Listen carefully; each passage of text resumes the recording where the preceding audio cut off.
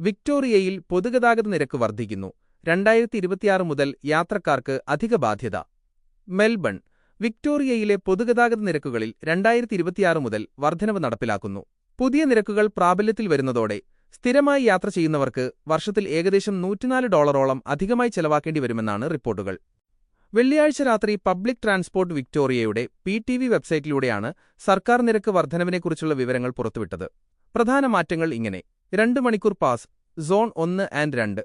നിലവിലെ $5.50 നിന്ന് 20 സെന്റ് വർദ്ധിച്ച് $5.70 ആകും. ഡെയിലി പാസ് $11 നിന്ന് $11.40 ഉയരും. 7 ദിവസത്തെ പാസ് $55 നിന്ന് $2 വർദ്ധിച്ച് $57 ആകും. ആഴ്ചതോറുമുള്ള പാസ് ഉപയോഗിച്ച് സ്ഥിരമായി യാത്ര ചെയ്യുന്നവർക്ക് ഈ വർധനവ് വഴി വർഷത്തിൽ $104 അധിക ബാധ്യതയുണ്ടാകും. നിരക്ക് വർധനവിനെതിരെ യാത്രക്കാർക്കിടയിൽ നിന്നും ശക്തമായ വിമർശനം ഉയർന്നിട്ടുണ്ട്.